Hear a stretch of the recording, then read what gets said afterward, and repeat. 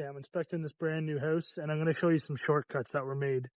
So when this foundation was dug, you can see the low spot here. So they backfilled and this soil settled down next to the house.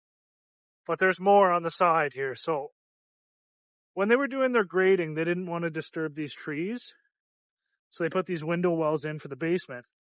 But they didn't grade all this back. So all this water just slopes right in and it sits next to these basement window wells. You can just see how low it is. What they should have done is they should have added a swale. So this slopes in here, this slopes in here so that you have a trench. And that drains the water out to the street.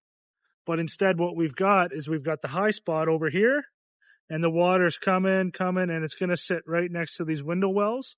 And those weeping tiles and the window wells are going to get a lot of action. And it's just asking for issues in the future. It may not leak right away, but definitely, you know, if you're spending this kind of money on this custom home, you're expecting a little bit better than that. I'm just going to add this on too, that you can see this brick is below grade. So they've set their brick ledge too low.